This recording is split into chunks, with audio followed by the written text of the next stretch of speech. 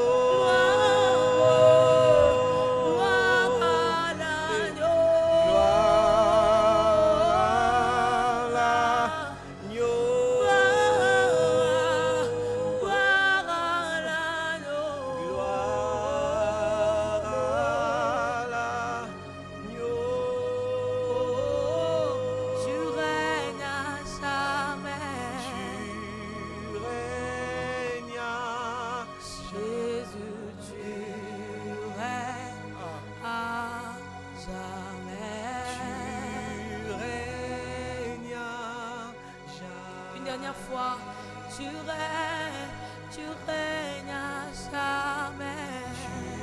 Tu règnes à jamais. Alléluia. Est-ce que tu peux acclamer fortement pour le Seigneur?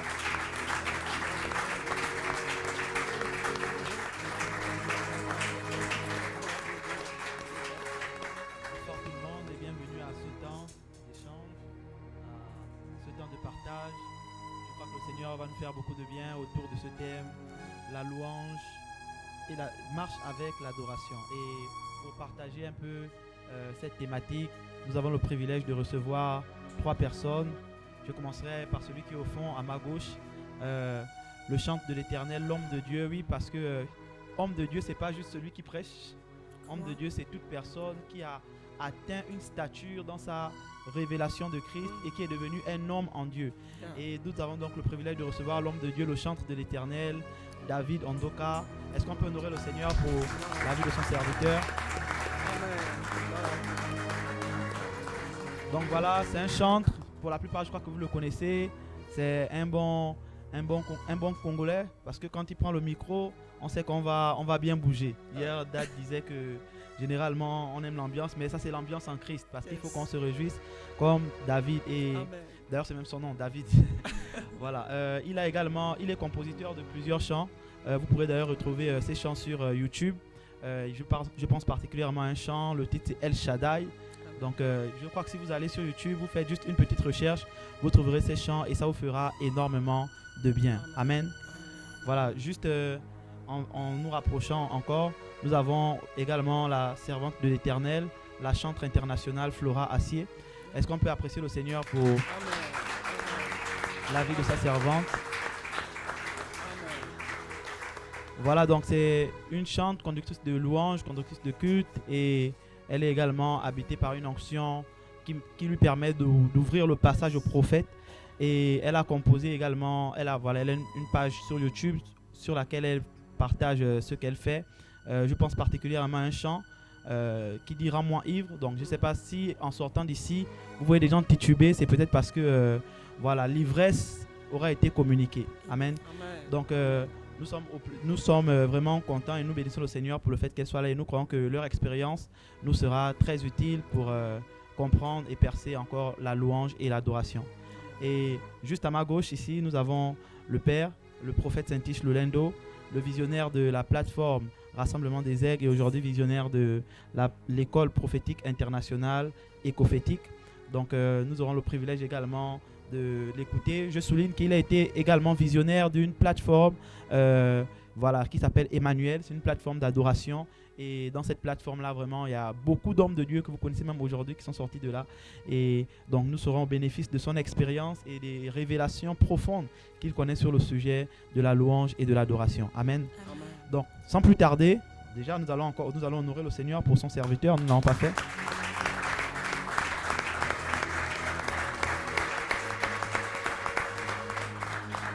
J'ai certainement oublié de le dire parce que c'est tellement visible. Voilà, il est également écrivain. Je me rends compte que dans la famille spirituelle à laquelle j'appartiens, tout le monde écrit. Je rends grâce à Dieu pour cela. Donc, papa a écrit un livre intitulé Les 4 rouleaux des savoirs sur la spiritualité et la société africaine. Donc, vous pouvez retrouver ce livre sur Amazon et même vous pouvez passer une commande directement auprès de lui. Et comme ça, il trouvera tous les moyens pour vous faire parvenir le livre. Donc, sans plus tarder, nous allons rentrer dans le vif du sujet. Nous parlons du thème « La louange marche avec l'adoration ». Alors, il est important de comprendre d'ores et déjà les concepts. Alors, prophète Saint-Tiche, je me tourne vers vous pour vous poser la question. C'est quoi la louange et c'est quoi l'adoration? Comment on peut définir la louange et comment on peut définir l'adoration? Déjà, merci encore une fois de plus. Quand j'ai dit une fois de plus, parce que j'ai eu la parole toute la journée. Depuis le matin, nous étions là pour les cultes matinés prophétiques. Et là, je reprends encore la parole pour ces temps d'échange dans la présence de Dieu. Si je dois définir la louange et l'adoration en même temps, dans un premier temps, je vais essayer un peu de casser une mentalité que beaucoup de croyants ont lorsqu'il s'agit de définir la louange et l'adoration. Okay. Il y a un peu cette définition qui est devenue le jargon dans les milieux évangéliques. Louer Dieu, c'est dire à Dieu ce qu'il fait, et adorer Dieu, c'est dire à Dieu ce qu'il est. Donc, il est possible de dire à Dieu ce qu'il est, mais en le faisant en le louant. Okay. Parce que dans la louange aussi, on dit à Dieu ce qu'il est. Okay. Donc, dire à Dieu ce qu'il est n'est pas toujours la louange, n'est pas toujours l'adoration, plutôt. Et, par contre, s'il faut définir vraiment, je vais dire redéfinir la louange et l'adoration. Je vais commencer par la louange. La louange nous ramène dans ce texte où le psalmiste dit que tout ce qui respire loue l'Éternel. Par là, nous comprenons déjà que la louange est un domaine qui est rattaché à la création envers le Créateur. La louange est le devoir de toute créature envers son Créateur. C'est un devoir. Exactement. Une obligation. Une obligation. La louange, c'est vraiment une obligation. La louange, c'est une façon où la créature remercie le Créateur d'exister. La louange, c'est lorsque la créature reconnaît qu'il vit parce qu'il y a un Créateur. Okay. D'ailleurs, c'est lui qui loue et c'est lui qui croit en Dieu. Tout comme dans les tabernacles, il y avait 3 partie, le lieu, le parvis, le lieu saint et le lieu très saint. En fait, la louange est comme le parvis. Parce que dans le parvis, c'est le soleil qui éclaire. Ouais. La louange, c'est quand la créature peut reconnaître qu'elle vit parce qu'il y a un créateur. En d'autres termes, je dirais que la louange, c'est la proclamation de la main, de la puissance de la main de Dieu. La louange proclame la capacité illimitée de la main de Dieu. Yes. La louange peut dire à Dieu que Seigneur, tu es mon créateur, celui qui m'a créé. Parce que dans la louange, on touche à ce que Dieu peut faire dans la vie de ses créatures. Par contre, l'adoration est une autre chose. La louange, même un païen peut le faire. Permettez-moi de vous le dire. Parce qu'il y a deux types de louanges, je vais revenir dessus. La louange, ce n'est pas que le domaine du chrétien. Toute créature peut louer. Parce qu'il est dit dans la parole de Dieu que tout ce qui respire, la parole de Dieu ne parle pas de chrétiens, mais de tous ceux qui respirent, peuvent louer l'Éternel. Cependant, l'adoration est un domaine réservé. Le païen ne peut pas adorer. Parce que l'adoration, c'est quoi? L'adoration, c'est la proclamation de la beauté du cœur de Dieu. Lorsque la louange élève la capacité agissante de la main de Dieu, l'adoration, quant à elle, elle proclame. L'adoration, elle proclame la beauté du cœur de Dieu. En fait, l'adoration, c'est la poésie de l'épouse envers son époux. Comment? L'adoration, c'est quand l'épouse commence à dire à son époux, tu es un mari formidable, parce que tu m'as aimé avant que je te connaisse. Tu me connaissais déjà bien avant. Et tu m'as pris dans la boue là où j'étais. Et tu m'as donné cet amour. En fait, l'adoration, c'est une question d'amour. L'adoration, c'est une question des cœurs. C'est le cœur qui parle au cœur. Tandis que la louange peut commencer par la bouche. Mais l'adoration ne commence pas par la bouche. L'adoration commence à l'intérieur et sort de l'extérieur. Donc, en résumé, je dirais que l'adoration, c'est le domaine de l'épouse ou de l'église. C'est pourquoi Christ dit, l'heure vient et elle est déjà venue, où les vrais adorateurs adoreront le Père en esprit et en vérité. Mais toujours dans ces textes de Jean, chapitre 4, le verset 23, verset 24, il y a une discussion entre Jésus et la femme samaritaine. Vous allez monter juste en haut. Il dit, vous adorez ce que vous ne connaissez pas. Mais nous adorons ce que nous connaissons. Une autre chose, c'est que l'adoration, c'est le domaine de la connaissance. Parce que dans le lieu saint, on commence à apprendre des choses qu'on ne peut pas connaître dans le parvis. Et dans le lieu très saint, le niveau des connaissances monte encore. C'est pourquoi vous allez constater que dans le lieu très saint, il y avait les deux tables de la loi qu'on mettait dans l'arche. Et au-dessus de l'arche, il y avait deux chérubins protecteurs aveugles déployés. En réalité, la présence de chérubins marque en fait justement la connaissance. Parce que les chérubins sont des êtres qui gardent la connaissance. Ce sont des gardiens de la connaissance. Ce ne sont pas avant tout d'abord des chantres, des adorateurs. Non, c'est des gardiens de la connaissance. Et puisqu'ils sont gardiens de la connaissance, ils sont également témoins de la connaissance. C'est pourquoi, quand Christ parle à la femme samaritaine, il dit, vous adorez ce que vous ne connaissez pas. Ne peut adorer que celui qui connaît Dieu. Donc c'est un peu ça. Ok, merci beaucoup. Je vais me tourner directement vers nos chantres qui sont là. Rapidement, brièvement, qu'est-ce que vous pouvez rajouter à ce que le prophète vient de dire? Déjà, merci pour la parole. Vraiment, c'était très profond. C'est que le prophète a déjà tout dit. Pas vraiment, mais ce que je peux justement comprendre, aussi peut-être ajouter, c'est que très souvent dans le domaine de la musique, on compare, on différencie l'adoration et la louange. C'est que la louange, c'est un chant, voilà, il faut danser, il faut bouger. Et l'adoration, ce sont des chants spiritos. Hein, donc, si je comprends bien, là où vous êtes en train d'aller, vous êtes en train de nous dire que la louange, ce n'est pas forcément le rythme. Exactement. La louange n'est pas forcément le rythme, n'est pas forcément les chants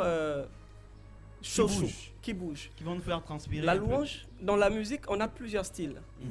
On a des slow, on a des styles forti forte.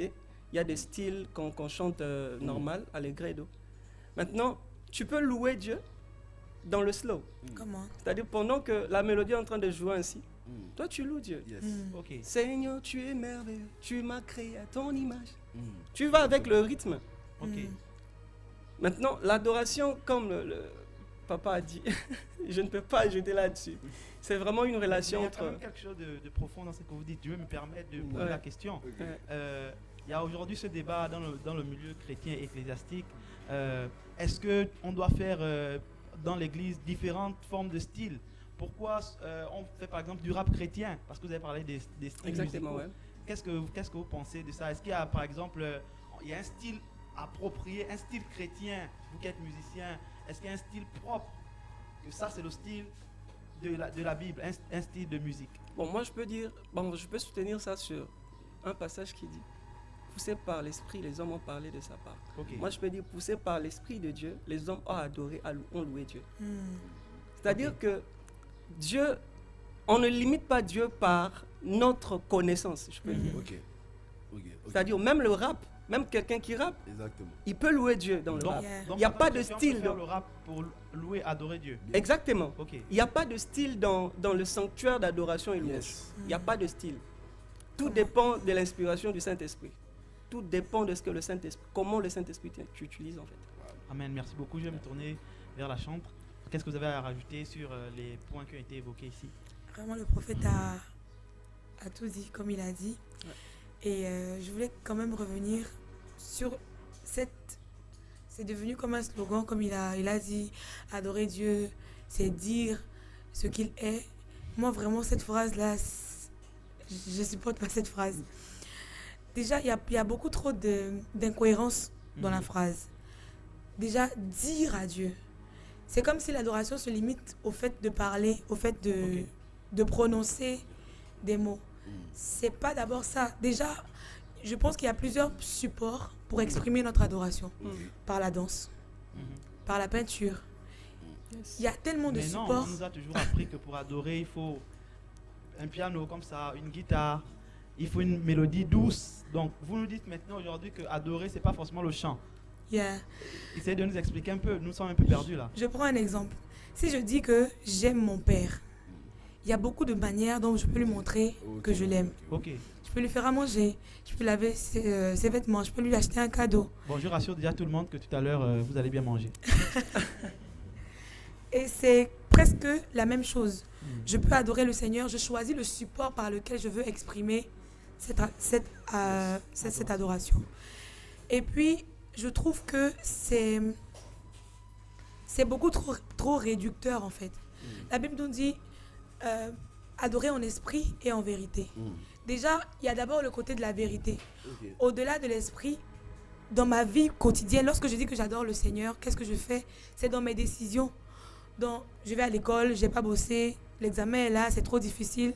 Je suis en train de prendre mon cahier et de commencer à feuilleter. Mais parce que j'aime le Seigneur et que je lui suis soumise, je décide de ne pas tricher. Ça, c'est une forme d'adoration. Parce que je ne manifeste plus ma volonté propre.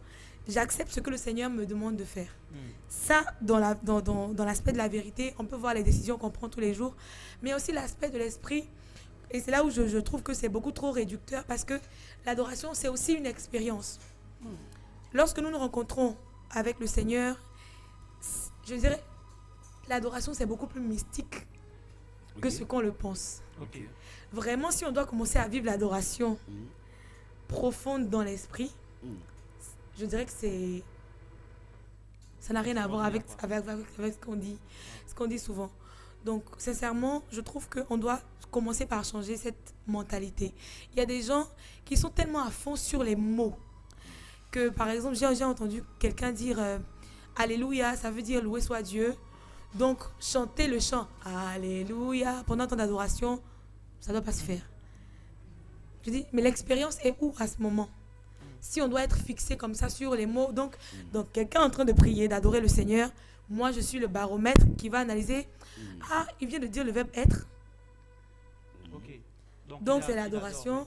S'il dit le verbe faire, donc tu n'es même plus libre de choisir les mots que tu veux exprimer au Seigneur parce qu'il y a un dictionnaire. Exactement. Les Yes. verbes détachent pour Yes. l'adoration. Yes. Donc vraiment, je vais m'arrêter là, le prophète avait déjà tout Tu dit. peux encore ajouter un truc? 30 secondes. D'accord. Comme l'adoratrice disait tout à l'heure, l'adoration, bon, c'est vraiment un style de vie. Yeah. C'est-à-dire que chez nous au Congo, on connaît la SAP. Je vais parler un peu de la SAP.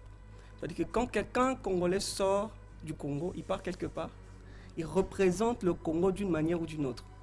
Donc c'est-à-dire que sa manière de s'habiller, on sait que lui là, il vient du Congo. C'est-à-dire un style de vie d'adoration, c'est-à-dire que quand l'adoration, c'est pas la musique seulement. C'est-à-dire que même ta manière, même ta façon de t'habiller, même ta façon de parler, ta façon de te comporter, même ta présence. Tu arrives quelque part, on sait que tu viens du ciel. Tu viens du royaume, comme on nous a prêché hier. Donc l'adoration, c'est un style de vie. Nous représentons le style de vie du ciel, du royaume sur la terre. Donc, c'est-à-dire, l'adoration ne peut pas se limiter seulement sur ce qu'on peut dire, ni sur ce qu'on peut faire, mais c'est au-delà de ce qu'on peut imaginer. Wow. Donc, c'est que je peux... Wow, c'est extraordinaire tout ce que vous avez dit. Merci beaucoup. Ouais, alors, prophète Sainty, j'ai une autre question qui me vient comme ça. Lorsque j'ai lu les Écritures, notamment dans le livre de la Genèse, la Bible, c'est d'ailleurs là qu'est mentionné la première fois le mot adoration, dans Genèse chapitre 22, avec l'histoire d'Abraham, qui va donner son fils sur la montagne. Et lorsque j'ai lu également le Nouveau Testament, la première fois qu'il est parlé d'adoration, c'est lorsque les rois mages sont venus rencontrer notre Seigneur. Et je me rends compte que dans les deux cas, il s'agissait des offrandes. Quel lien existe-t-il entre l'offrande et l'adoration? Quel lien on peut faire entre ces deux? Est-ce que l'offrande est une adoration? Est-ce que, comment je peux le dire? Est-ce qu'on peut réussir à exprimer notre adoration parfaitement sans offrande? C'est quoi réellement le lien qui existe entre l'offrande et l'adoration? Le lien entre l'offrande et l'adoration. Waouh. Je ne sais pas si quelqu'un ici, avant de répondre, je vais donner cet exemple, connaît un auteur, Gary Chapman. Il a écrit un livre, c'est que j'aurais aimé savoir avant de me marier. Les gens qui aiment les choses du mariage. Les gens qui aiment les choses du mariage, j'ai sûr que vous êtes là. C'est pas si vous avez lu ce livre, c'est que j'aurais aimé savoir si vous voulez vous marier, vous n'avez pas encore lu ce livre, je vous envoie à le lire. Dans ce livre, il y a un chapitre où il parle de 5 langages d'amour. Il explique comment l'on peut exprimer son amour. Il parle de langage des cadeaux. Il y a des hommes ou des femmes qui aiment les cadeaux. Pour eux, lorsque tu fais des cadeaux, tu exprimes une forme d'amour. D'ailleurs, même la plupart, je parle pour nous les Africains, dans notre tradition de culture africaine, nous sommes beaucoup plus cadeaux que les mots. C'est-à-dire, tu vas voir un homme, je parle des hommes, tu vas voir un homme, il va plus préférer faire un cadeau que faire, à part cette génération, on est en train d'équilibrer les choses. Il va plus préférer faire un cadeau que plutôt faire un poème. Des fois, on voyait même certains papas dans la maison, ils ramènent un petit sac à maman. C'est d'abord ça. Dis-moi ce qu'on dit. C'est d'abord. Ça va. À la fin, on dit quoi? Mais on dit merci. En fait, le problème, lui n'a pas besoin de merci. Il veut juste faire plaisir à la femme. Et c'est pour lui une façon d'exprimer l'amour qu'il ressent. Donc, Gary Chapman parle de plusieurs langages d'amour. Les cadeaux, les langages de paroles, il va du langage de service rendu. Et il a cité 5. Les qualités, les moments de qualité. Donc, vous constatez qu'il y a plusieurs façons d'exprimer l'amour. Au départ, je dis que l'adoration, c'est d'abord une question de cœur d'amour. C'est ça d'abord le sens de l'adoration. Et le problème, c'est qu'aujourd'hui, les gens même ont du mal à redéfinir l'adoration parce qu'ils ont déjà confondu la chose dès le point de départ. Quel est le centre de l'adoration? D'où est née l'adoration? L'adoration a commencé où? Et pourquoi Dieu doit être adoré? Juste dans ce même texte de Jean chapitre 4, regardez la discussion. La femme samaritaine, parlant de l'adoration, dit, nos pères nous ont dit, c'est sur cette montagne qu'il faut adorer. Elle ne parle pas de l'adoration, elle parle de comment adorer. Or Jésus, pour répondre à la femme, dit, ce n'est ni sur cette montagne, moi encore en Jérusalem, c'est en esprit et en vérité. Jésus ne parle pas de manière, de comment adorer, mais Jésus parle de l'adoration. C'est-à-dire que tant que tu n'as pas compris l'adoration, tu ne sauras pas, tu passeras le temps à débattre sur les mots, chanter, danser, alors que l'adoration est une question d'intimité. L'adoration, c'est vraiment quand l'épouse rentre dans un moment d'intimité, de qualité. Si j'étais, exemple, dans un entretien où il faut parler des choses encore beaucoup plus profondes, j'allais dire à quelqu'un que l'adoration, c'est le moment où l'épouse, l'église, découvre l'intimité que Dieu ne peut pas montrer à d'autres créatures que seule l'épouse. C'est pourquoi vous constaterez avec moi que Jean, quand il a transcendé dans Apocalypse, la Bible a dit, il a vu un nom que personne ne pouvait connaître, si ce n'est que la parole de Dieu. Il voit qui? Christ qui était sur un cheval. Il dit, il avait un nom que personne ne pouvait connaître. Mais qu'est-ce qui va se passer? C'est qu'il regarde où? Sur la cuisse. Maintenant, lui qui était vêtu de félin, comment il a pu savoir que sur la cuisse était écrit un nom? Parce que seul l'épouse connaît le corps de son époux. Donc l'adoration, c'est l'intimité. Et c'est quoi le rapport entre l'offrande et l'adoration? Parce que j'étais en train de dire que lorsqu'on aime, on donne. D'ailleurs, la seule façon d'exprimer l'amour, ça commence par donner. La Bible dit, car Dieu a tant aimé qu'il a donné. Si on aime, on donne ce qu'on a. On donne quoi? Les mots qu'on a. On donne quoi? L'offrande qu'on a. Et maintenant, dans l'adoration, il ne suffit pas seulement de donner. Et dans l'adoration, ce n'est même pas les mains qui donnent, comme je l'ai dit, la bouche, mais c'est le cœur qui donne. C'est pourquoi la Bible dira que Dieu a plu à Abel et son offrande. Les deux ont donné. Mais la différence, c'est que c'est le cœur d'Abel qui avait donné. Amen. Les rapports entre l'offrande et l'adoration, c'est que de la même manière que dans l'amour, il y a plusieurs façons d'exprimer tout simplement son amour. L'offrande est également une autre façon ou un support d'exprimer son amour ou de faire parvenir son adoration auprès de Dieu. Mais toujours quand on vient dans le Nouveau Testament, l'adoration en grec, on parlera de notre mot proskuneo. Il parle de se prosterner. Ici, il ne s'agit pas de donner, mais ici, il s'agit d'une soumission. Parce que lorsque Dieu parle de la famille, il va dire à l'homme, aime ta femme, mais à la femme, Dieu dit, femme, soyez soumise. Donc, parce que Dieu sait que la conception de l'amour entre l'homme et la femme n'est pas le même. Donc, c'est pourquoi, pour Dieu, la plus haute dimension de l'adoration commence par la soumission. Et Jésus-Christ, quand il dit à la femme, l'heure vient et elle est déjà venue où les vrais adorateurs auront le Père en esprit et en vérité. Il y a une autre révélation, c'est que ce texte peut être interprété de plusieurs manières, comme la servante de Dieu l'a si bien dit. Mais une autre vérité, c'est quoi?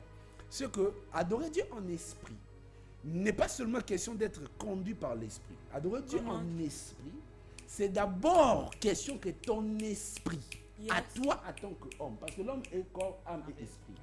Mais ce n'est pas tout esprit qui peut accéder dans la présence de Dieu.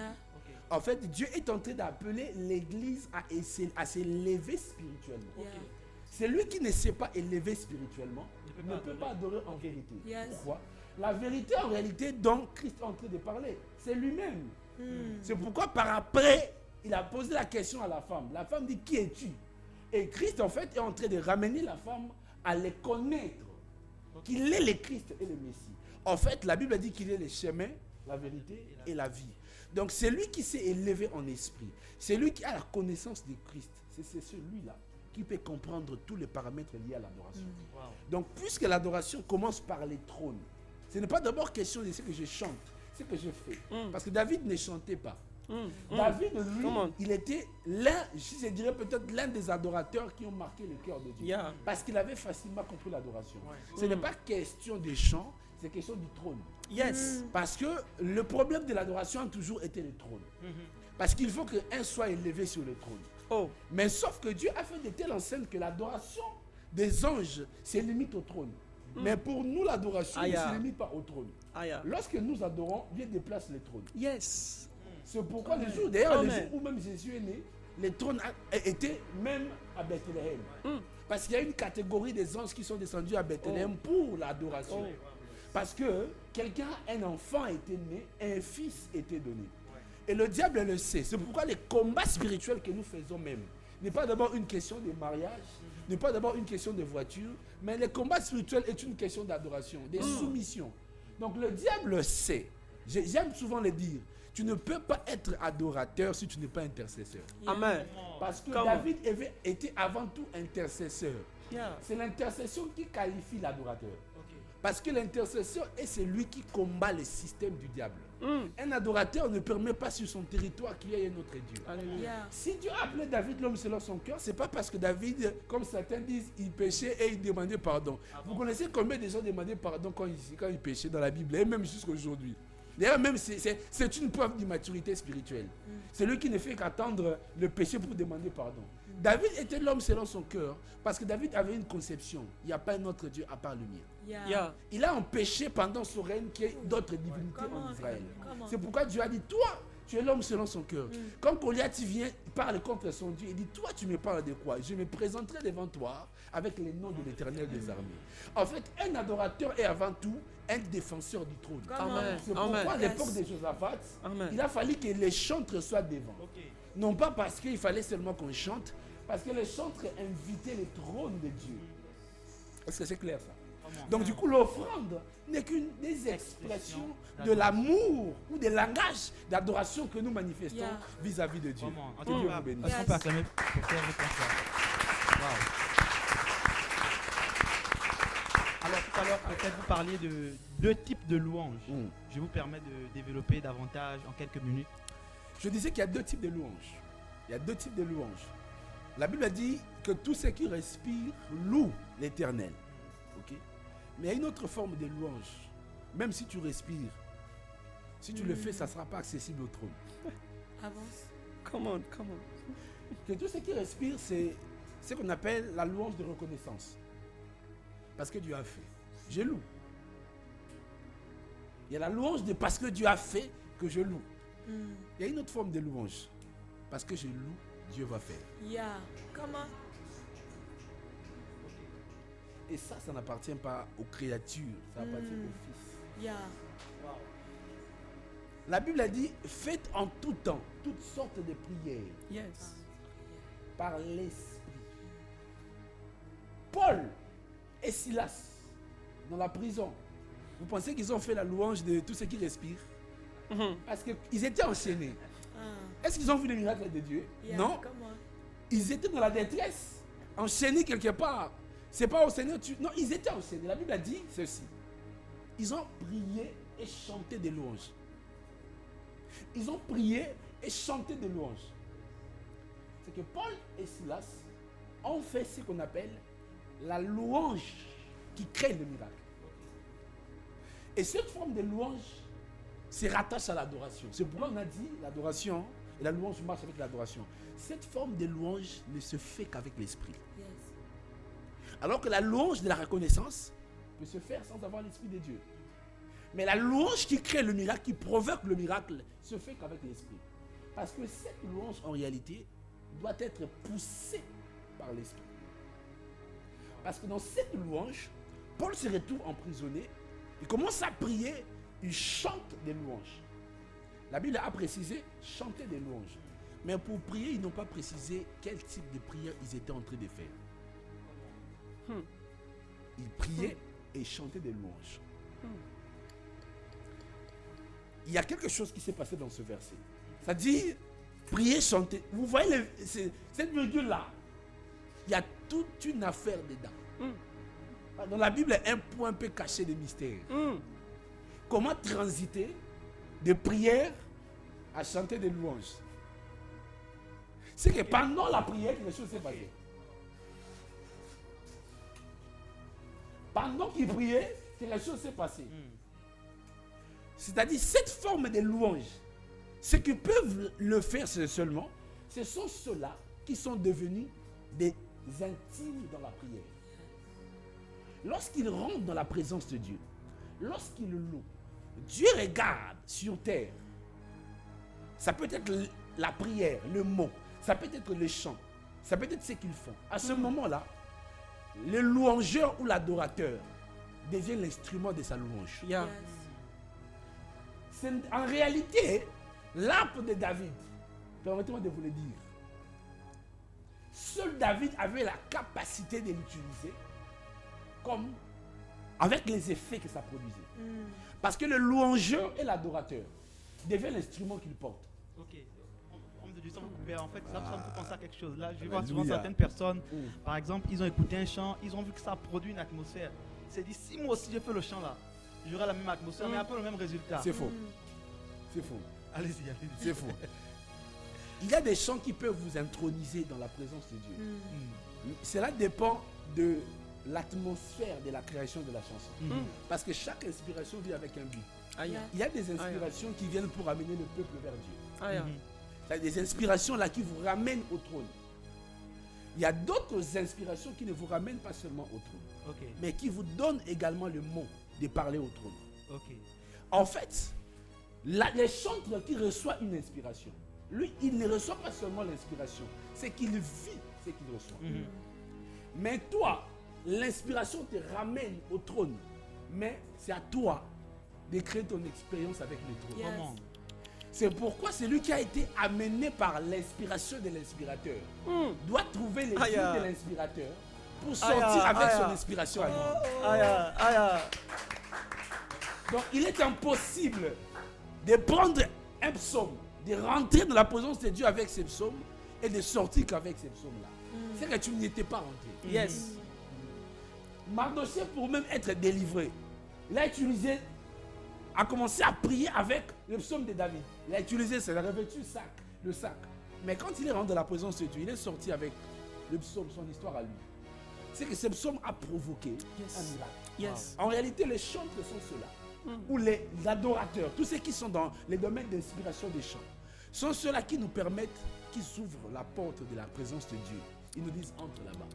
Moi, il vient là-bas, je viens de recevoir. Papa t'attend. Maintenant, quand tu arrives devant papa, maintenant, c'est à toi de... Oh mon Dieu. Avance, prophète. C'est à toi de goûter maintenant ton expérience avec l'époux. Mais qu'est-ce que l'époux a à te dire? En fait, en réalité, si je peux finir, c'est que dans la louange, lorsque nous montons au trône, le but, ce n'est pas que Dieu nous fasse du bien. C'est-à-dire qu'il nous donne, qu'il nous fasse du bien.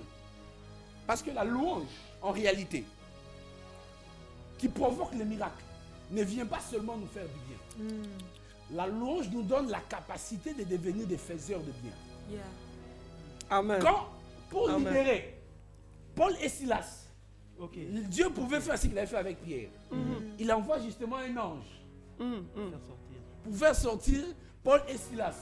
Mais Dieu a ébranlé le fondement de la prison parce que les prisonniers ont pris part de leur louange et de leur louange. Alléluia. C'est pourquoi la Bible a dit Alléluia. que les prisonniers entendaient. Ouais. Donc, lorsque cette présence se manifeste, en fait, c'est la louange qui provoque le miracle. Dieu ne fait pas seulement pour le louangeur, Dieu vient aussi pour son environnement. Waouh. Donc, c'est un peu ça. Waouh, waouh. Est-ce qu'on peut applaudir le Seigneur?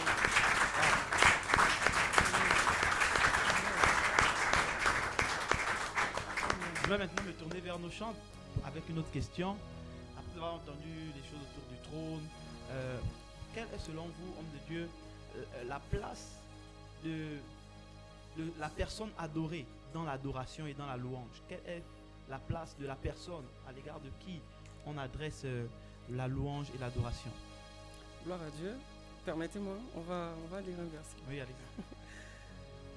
Alors, Jésus est fidèle.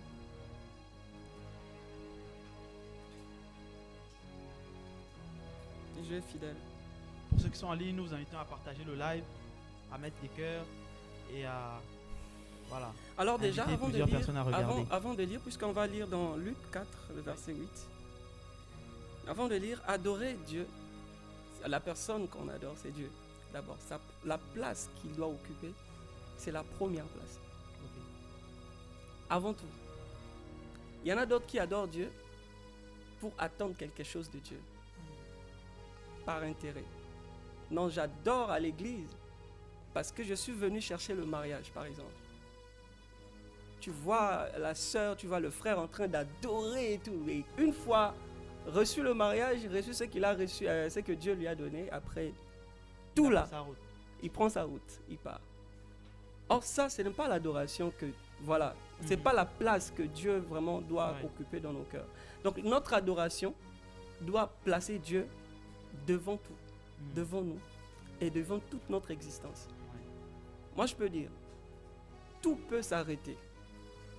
Dieu va toujours recevoir la gloire. Yeah.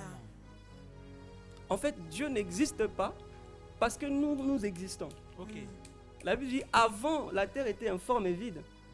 L'Esprit de Dieu existait. Dieu a existé avant l'existence. Donc, il n'a pas besoin de notre adoration pour être Dieu. Comment? C'est nous plus qui avons besoin de Dieu dans nos vies. Alors, puisqu'on a besoin de Dieu dans nos vies, c'est que Dieu doit prendre la première place. On va lire dans Luc 4. Ouais. Je ne sais pas si tu as trouvé. Oui. Donc je vais lire Luc 4, verset 8. Jésus lui répondit, il est écrit, tu adoreras le Seigneur, ton Dieu, et tu le serviras lui seul. Yes. Amen. Amen. D'abord, servir le Seigneur. Mm. L'objectif, c'est servir d'abord. C'est pas être servi. Mm. Tu adoreras le Dieu, le Père, parce qu'on adore le Père. On loue le Créateur, comme Papa vient de dire. On loue le Créateur.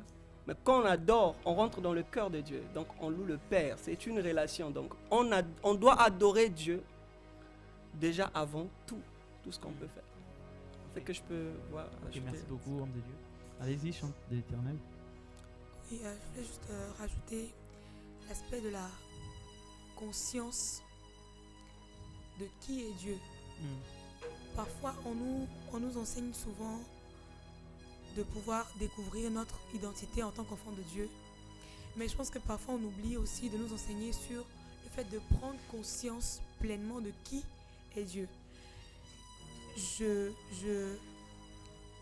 pense que si tous les jours de nos vies, on est conscient, pas seulement d'abord pour les personnes qui servent, pas seulement pour les personnes qui chantent, mais d'abord en tant qu'enfant de Dieu.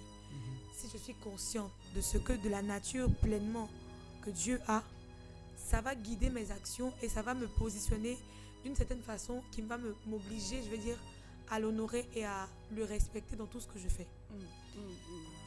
Et je ne sais pas si c'est à cause de la grâce qu'on a de pouvoir s'approcher librement du Seigneur, que parfois on oublie la pleine nature, la pleine puissance du Seigneur. Mais vraiment, je pense que c'est quelque chose qu'on doit pouvoir, une chose sur laquelle on doit pouvoir travailler tous les jours. Et aussi, lorsqu'on s'approche de Dieu, il faudrait qu'on puisse être intentionnel dans chaque chose qu'on fait. Ça veut dire, je suis consciente que Dieu est puissant et chaque chose que je fais, je dois le faire dans ce sens. Pas que ce soit le hasard qui réoriente les choses, bien que pas par déduction, non. Je dois faire les choses de manière très intentionnelle.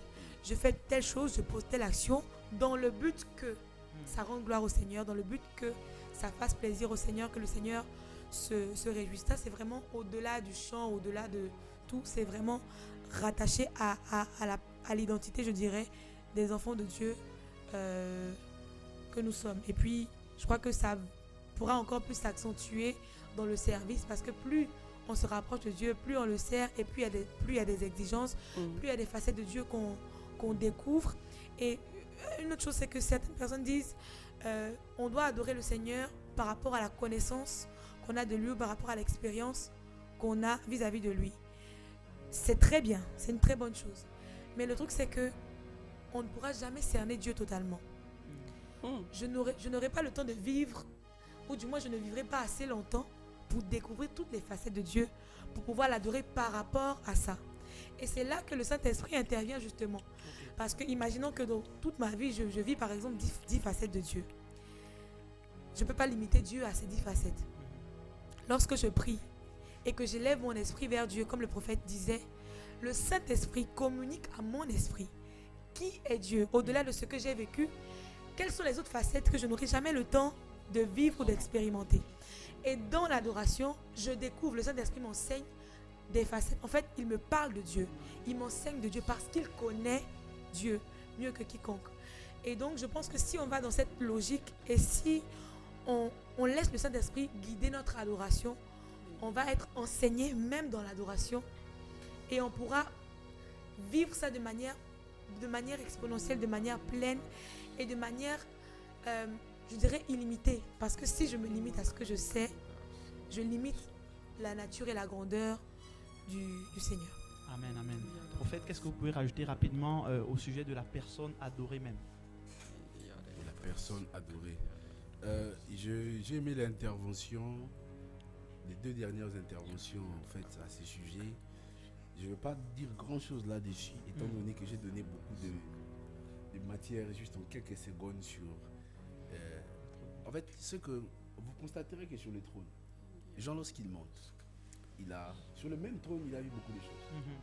Sur le même trône, les lions de la tribu de Juda sont sortis. Sur le même trône, il a vu quelqu'un qui avait la forme d'une pierre de jaspe. Sur le même trône, il a vu 4 êtres vivants qui étaient au milieu autour du trône. Et à un moment donné, Étienne va voir juste à la droite du trône le Fils de l'homme. Mais sauf que Jean, lui, dans sa vision, n'a pas vu le Fils de l'homme à la droite du trône. Et une chose que vous devez savoir, c'est que le trône de Dieu est l'espace des expériences avec Dieu. La connaissance de Dieu, elle est progressive. Dans le trône, vous devez la première des choses oublier la notion du temps. Yes. Yes. Parce que une minute dans la présence de Dieu peut me donner 1000 expériences. Yeah.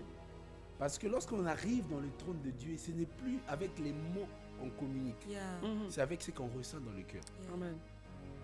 Amen. C'est pourquoi certains adorateurs, en fait, à un moment donné de leur adoration, ils ressentent ce qu'ils disent. Ils ne peuvent plus dire. Ils restent silencieux. Ils commencent à contempler. Et dans l'adoration, d'ailleurs, dans la dimension de la concentration, la prière de l'adoration, le plus haut niveau, c'est ce qu'on appelle le niveau de la contemplation. Vous avez une dimension où vous ne parlez plus. Ça, ce n'est pas seulement pour nous les chrétiens, même ceux qui sont de l'autre côté. Pour atteindre leur plus haute dimension de la spiritualité, ils doivent se taire. Ils ne doivent plus dire un mot. Ils doivent se taire. Ils doivent se concentrer. Dans la magie même, certains parlent du chakra. Pour faire appel à ce pouvoir-là, il faut se concentrer. Se concentrer, revenir vers soi-même. Mais la différence entre nous et eux, c'est que nous, quand on se concentre, on part vers Dieu. On ne revient pas vers nous. Parce que c'est vers le trône que se trouvent les solutions. Et c'est là que les mots deviennent véritables. Ce n'est pas d'abord question, Seigneur, tu es grand, tu es beau. Je peux me lever ici et dire Dieu à Dieu, Seigneur, tu es grand. Et David a parlé d'un truc sur les Congolais. Vous savez, quand vous partez au Congo, il y a un truc qu'on appelle ce phénomène mantolo. C'est-à-dire les gars qui font les atalas pour avoir l'âge. Il peut te voir comme ça, il dit, oh, grand prêtre, oh, l'homme qui a mis fin à la souffrance de toute une planète. L'homme qui donne sans réfléchir, l'homme qui donne sans compter, les mains légères. Il te regarde comme ça, il a dit, toi, même si tu me donnes 100, je ne prends pas. Wow. C'est à partir des 1000 seulement que tu peux donner. Incroyable. Mais une personne te prend comme ça, tu penses que tu ne vas rien donner. Tu vas même ne serait-ce que vouloir être vraiment à l'auteur de ce qu'il a dit, donner un petit quelque chose. Une fois, quelqu'un s'est appelé oh grand frère. Il regarde maintenant le visage de la personne qui lui appelle grand frère. Il a dit ah, c'est mon ancêtre, non? Le contraire. Tu veux quoi? Ça m'a dit je vais donner. En fait, dans l'adoration, ce que nous on ne flatte pas Dieu. Yes. Nous dans l'adoration, c'est qu'on vit les choses comme Dieu.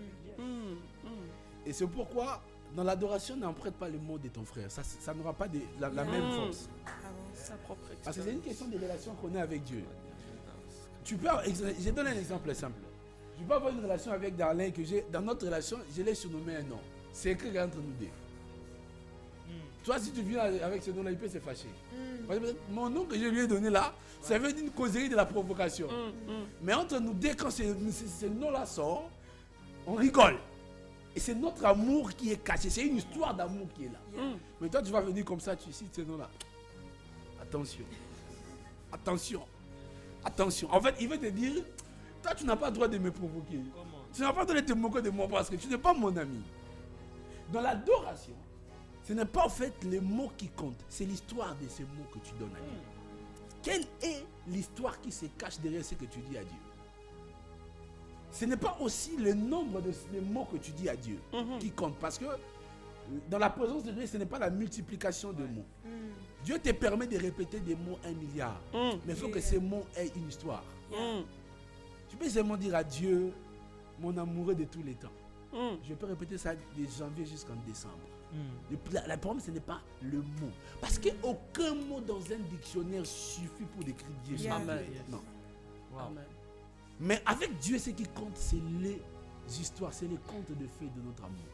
En fait, dans l'histoire de mon amour avec Dieu, qu'est-ce que je peux lui dire? En fait, l'adoration nous permet d'entretenir notre relation avec Dieu. L'adoration nous permet de rajouter les chapitres d'amour.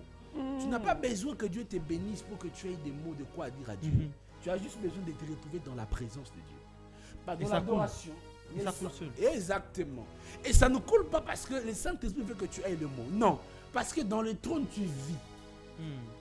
L'adoration, c'est là où l'adorateur vit réellement. Yes. Wow. Parce que Amen. c'est dans le trône que la raison de vivre devient beaucoup plus évidente. Hmm. Parce que ceux qui louent, ils louent parce qu'ils respirent. Yes. Mais nous adorons parce que nous vivons. Yes. Amen. Wow. Amen. Parce qu'il y a une Amen. différence entre la respiration et la La vie. vie. Yeah, Ok. comment? Parce que ceux qui respirent, la louange veut tout simplement dire, vous arrêtez de louer le jour où vous mourrez. Mm. Mais dans l'adoration, la mort ne peut pas nous arrêter. Comment? Parce que c'est le domaine de l'esprit, ça ne concerne pas le corps. C'est pourquoi dans l'adoration, je peux dormir comme ça, l'esprit de Dieu me prend comme Jean me ramène là-bas au ciel, on peut adorer ici, moi et toi. Yes. Je vais te parler. Yes. Parce que c'est une histoire d'esprit. Wow. Là-bas, c'est une histoire que même la mort, écoutez, la mort même n'a pas le pouvoir d'arrêter un adorateur. Amen. Amen. La mort également ne peut pas arrêter un adorateur. C'est pourquoi l'adoration d'un adorateur qui est resté peut devenir même une porte d'entrée pour d'autres adorateurs. Yes. Ouais. Alain Amen. Moloto est parti, mais ces adorations nous permettent de croire, de rentrer dans la présence de Dieu. Ouais. Donc c'est un peu ça. Wow. Est-ce qu'on peut Gloire à acclamer Dieu. fortement? Gloire à Dieu. Gloire à Dieu. Amen. Amen. Donc nous allons essayer d'élever en quelques minutes rapidement notre Seigneur avec ce chant qui dit Yeshua. Donc c'est pas juste les chants qui le font, hein, on le fait tous ensemble, nous tous. Je crois que hier il y a eu l'appel de l'homme de Dieu qui demandait est-ce qu'il y a quelqu'un ici qui aimerait donner sa vie au Seigneur. Et il a visiblement tout le monde ici est enfant de Dieu. Donc nous tous nous avons le droit d'adorer en esprit et en vérité.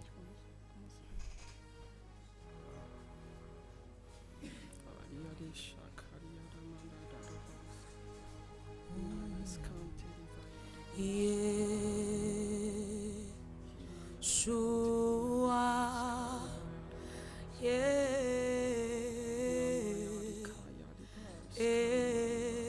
Yeshua. Est-ce qu'on peut le faire ensemble? Yeshua, Yeshua,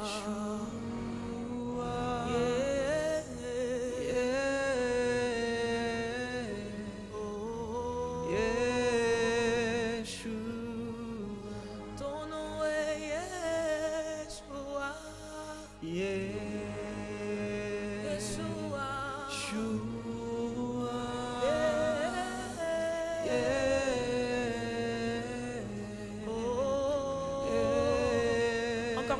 Encore une fois. Yeshua, Yeshua, Yeshua.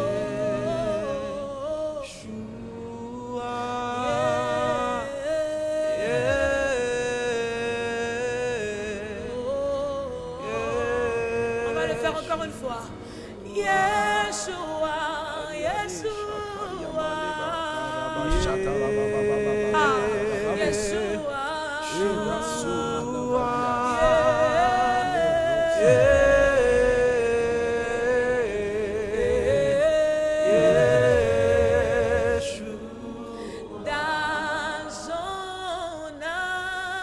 Ah, tu es le maire. Tu es saint et digne. Dieu de louange.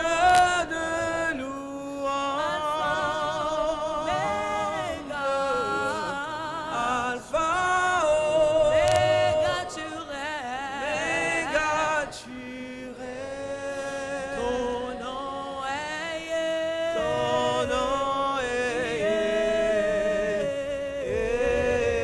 Encore une fois.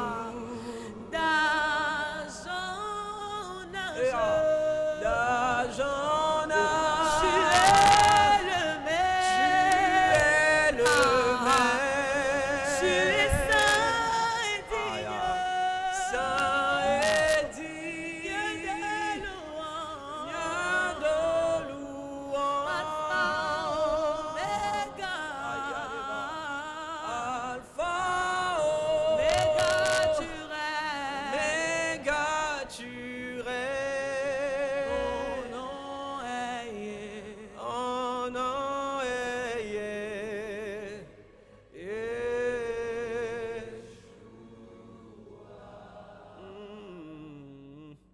Yeshua, Yeshua, Yeshua, Yeshua,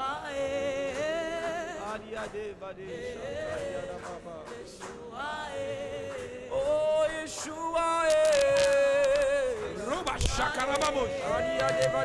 Yesu rebalaka tamayaba. tu es assis sur le trône, Yeshua. Te savoir sur le trône me rassure mon éternité. Yeshua, reçois la louange de ton peuple.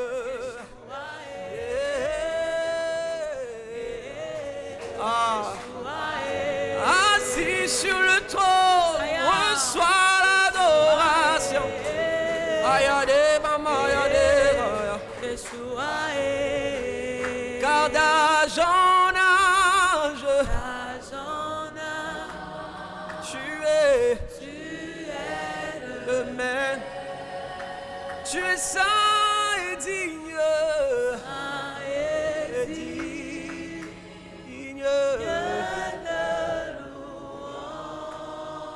Alpha, Oméga, le commencement et la fin de toutes choses.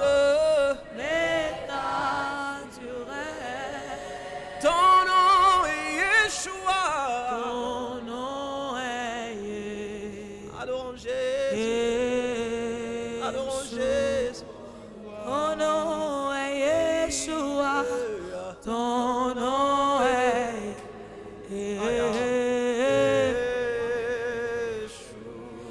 Ton nom est Yeshua. Ton nom est Yeshua. Ton nom est Yeshua. Ton nom est Yeshua. Ton nom est Adia débat. Yeshua. Ton nom est Yeshua. Akaria débat. Nous t'acclamons Jésus. Nous t'acclamons Jésus. Nous poussons des cris de joie dans le nom de Jésus. Alléluia. Waouh, quelle atmosphère! Quelle atmosphère! Alors, nous sommes en train de chuter. Il reste juste 2 questions que je vais poser et nous allons clore. Je sens une atmosphère prophétique qui s'est installée maintenant. Mais le Seigneur va nous permettre de continuer dans nos questions. Alors, homme de Dieu, tout à l'heure, lorsque vous introduisiez la thématique, vous disiez que nous avons besoin de redéfinir la notion de louange et d'adoration. Vous l'avez d'ailleurs fait tout à l'heure. Mais comment transmettre cet enseignement à l'Église? Comment transmettre ce message-là au corps de Christ? Parce que j'ai comme l'impression qu'il n'y a qu'un petit nombre qui arrive à cerner ce genre d'éléments que vous avez évoqués. Comment faire pour que ce message soit connu de la plupart d'entre nous? Je pense que Vous avez 2 minutes pour répondre, vu le temps qui. je crois que qui je vais nous faire est- même qui nous moins reste. pour qu'on rentre Ok. à la dernière question. Parce que la réponse est tellement simple. Je pense que la meilleure façon d'enlever une fausse doctrine ou une mauvaise conception des choses dans l'Église, c'est par l'enseignement. S'il y a même pas... Je pense qu'il faudrait que l'Église comprenne que nous ne pouvons pas chercher à comprendre Dieu. Parce qu'il est impossible de comprendre Dieu. Parce que pour comprendre Dieu, il faut déjà avoir la capacité de l'étudier. Alors que si l'on veut étudier Dieu, on va se servir de quels outils pour l'étudier? De notre conception des choses. Un instant, homme de Dieu. Vous dites qu'on ne peut pas étudier Dieu. Mais il y a une science qu'on appelle la théologie. La théologie ne nous permet-elle pas de percer les mystères de Dieu, de comprendre Dieu, non? Penses-tu qu'il existe une théologie au monde qui peut ne serait-ce qu'enseigner 1% de ce que Dieu est? Qui croit en ça? D'ailleurs, même la théologie n'étudie pas Dieu. Il y a deux types de théologie, théologie systématique et la théologie biblique. Ils étudient la Bible, la Genèse et l'Apocalypse. Mais est-ce que la Bible, c'est Dieu? La Bible, c'est le support de la parole de Dieu. Yeah. Maintenant, pour comprendre Dieu, c'est autre chose. Aucune théologie, en réalité, étudie Dieu. Les théologies étudient les supports de la parole de Dieu qui nous présente Dieu. Et ces supports nous permettent de comprendre certaines choses dans la foi afin d'avoir une bonne relation avec Dieu. Mais étudier Dieu, c'est impossible. Et je ne pense pas qu'il existe un être capable d'étudier Dieu. Dieu se connaît lui-même. Yes. Comment? Amen. C'est là que dans l'adoration qu'il nous invite à connaître, il nous transmet certains secrets de sa personne. C'est pourquoi l'adorateur devient le détenteur de mystères. Yes. C'est pourquoi l'adorateur, lorsqu'il parle, il parle avec révélation. Il ne parle pas seulement par connaissance. Parce que la connaissance peut avoir une dimension de la transmission et une dimension de la révélation. D'où as-tu reçu ce que tu dis? Donc l'Église doit admettre et accepter de savoir que nous ne pouvons pas chercher à ramener notre logique dans la compréhension de l'adoration et de la louange.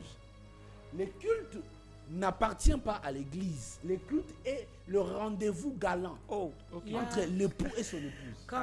My God. Ça dit non, on va se retrouver au resto tel, qui s'appelle Église tel, pour qu'on passe des temps d'amour. Donc l'église, c'est un peu comme un resto, un rencard. L'église est justement le restaurant qui reçoit les rencarts. Et l'épouse et l'époux qui vont passer des temps d'amour. Mais le restaurant ne doit pas dicter aux clients qui sont venus comment ils doivent. My God, le menu a choisi. Wow. Donc la première des choses, c'est que dans l'enseignement, nous devons accepter que l'adoration n'est pas ce que les conventions doivent définir. L'adoration, c'est ce que l'esprit définit. Et pour comprendre l'adoration, l'Église doit d'abord commencer à ramener les gens vers Christ. Et quand l'Église ramène les gens vers Christ, c'est vers Christ qu'on découvre l'adoration. Et c'est par après que ceux qui sont ramenés vers Christ vont comprendre l'adoration. C'est pourquoi l'adoration, il ne suffit pas de l'enseigner. La première des choses, c'est vrai qu'il faut enseigner. Mais la deuxième des choses, il faut ramener le peuple vers Christ. Je vais vous dire une chose. Je me suis retrouvé plusieurs fois dans des églises. Je ne suis pas une personne qui aime le désordre. Les gens sont en train de conduire les cultes. Mais moi, je fais mon culte à ma manière dans l'église. De toutes les façons, je ne vais pas crier. Est-ce que le conducteur des cultes, c'est ce que moi je dis à Dieu? Non. Parce qu'il y a des endroits des cultes qui vous déconnectent de la présence de Dieu. Permettez-moi de le dire. C'est choquant. Il y a des cultes, quand vous partez, vous ne rentrez pas dans la présence de Dieu. Vous faites ce qu'on appelle la formalité. C'est culte de vendredi, de dimanche, tu pars, tu rentres. C'est pourquoi un adorateur, quand il part dans l'église, il cherche d'abord à connaître l'atmosphère de l'église. L'atmosphère du culte. Et c'est dans l'atmosphère, quand il se sent qu'il est dans la présence de son époux, que là, il peut se sentir, il peut se laisser conduire. C'est pas tout conducteur de culte qui conduit un adorateur. C'est ça. Comment? C'est pas tout conducteur de culte qui peut. Imagine que lui-même, il n'est pas dans la chambre de Dieu. Et il veut te montrer l'endroit que toi, tu as l'habitude de partir. Lui, encore parmi vous êtes déjà dans le lieu très saint. Tu m'arrêtes là. Oui. Alléluia. Est-ce qu'on peut acclamer fortement? Donc, j'ai une dernière question. J'espère en tout cas que ce sera la dernière. C'est la dernière.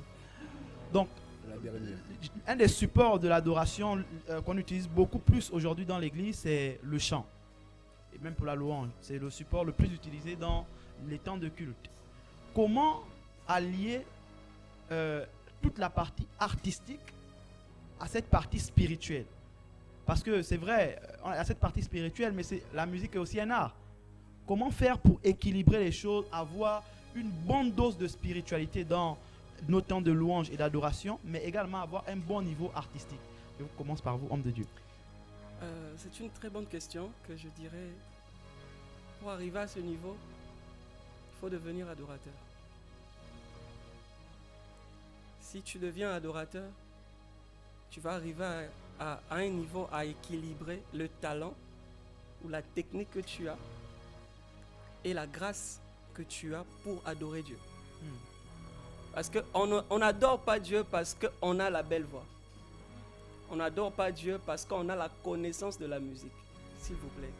Alors pour comprendre ce genre de choses, il faut devenir adorateur. Qui dit adorateur, c'est quelqu'un qui vient du sanctuaire de Dieu, là où il apprend à adorer en fait. Tu viens dans l'école d'adoration de Dieu, direct. Maintenant, si tu restes dans la dimension où tu es juste chantre, exécuteur des chants, tu ne sauras pas équilibrer les choses. Waouh. Waouh, c'est fort. Oui, servante de l'Éternel, pour finir. Je pense il a déjà tout dit et je crois que c'est assez simple. Il faut que je travaille parce que certes j'ai le talent, mais le talent s'aiguise.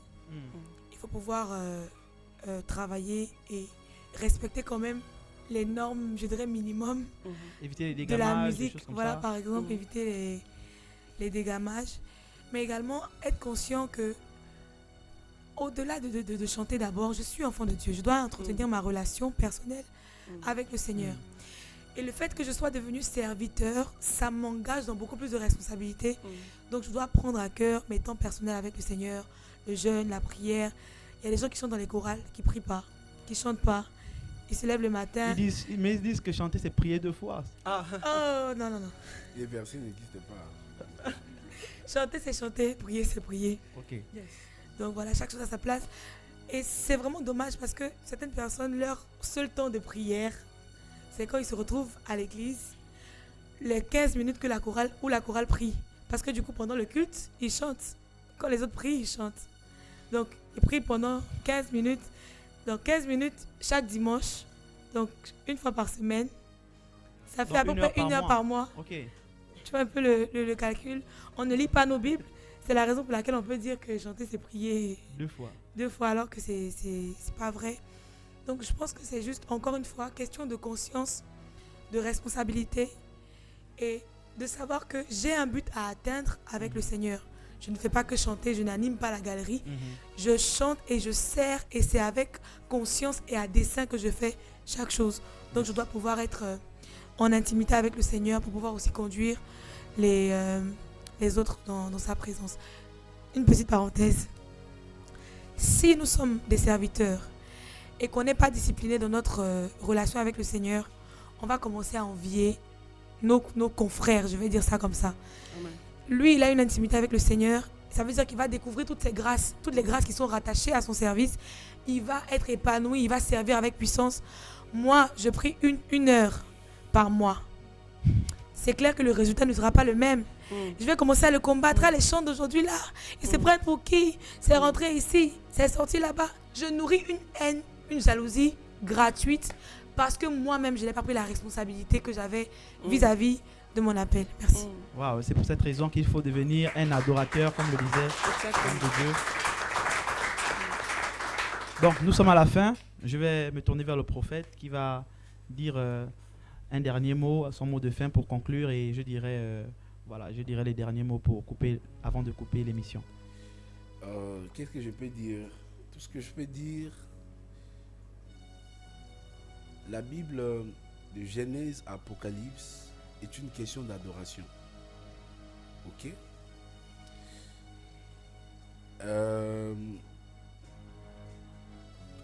Avant que nous puissions, avant de naître, nous avons un but, une mission que Dieu nous donne.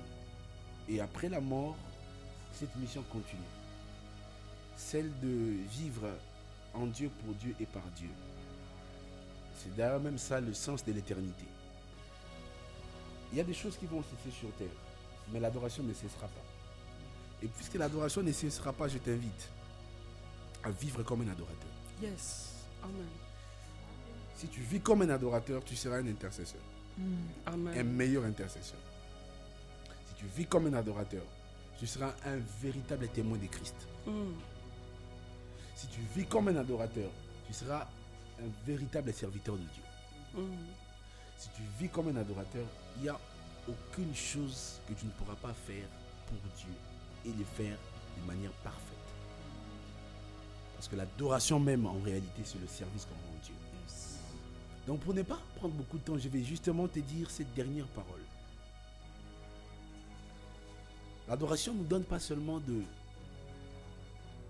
d'expérimenter les trônes, Mais l'adoration nous fait asseoir sur les trônes avec Dieu. Mais pour que tu sois sur les trônes avec Dieu, tu dois atteindre un certain niveau dans ton adoration. C'est pourquoi il y a des types d'adoration dans le ciel que seuls peut-être des anges, des myriades vont faire. Il y aura des types d'adoration que seule l'épouse, l'église enlevée fera. Et il y a également des types d'adoration que seul le vieillard peut faire. L'épouse, quant à elle, elle fera une adoration parfaite après l'enlèvement de l'église. Donc, que Dieu nous bénisse. Et j'espère que ces temps ont été bénéfiques pour chacun de nous. Amen. Amen. Est-ce qu'on peut acclamer? Donc nous vous remercions d'avoir pris part à ce temps. Nous croyons que cela va impacter positivement votre vie de prière et votre intimité avec Dieu, parce que c'est dans l'intimité, si on l'a bien compris, que l'on devient un véritable adorateur, un véritable ami de Dieu. Et nous croyons que les gens qui prieraient 15 minutes par semaine, donc 1 heure par mois, prieront désormais au moins 1 heure par jour pour approfondir leur intimité avec le Seigneur. Amen. Amen. Donc nous sommes à la fin, nous vous remercions d'avoir pris part à ce temps. Nous vous invitons, vous qui êtes en ligne, à partager cette émission à plusieurs, parce que le live restera. Il sera d'ailleurs diffusé également sur YouTube dans les semaines qui viennent. Vous pourrez le retrouver à nouveau. Que Dieu vous bénisse et à très bientôt. Shalom.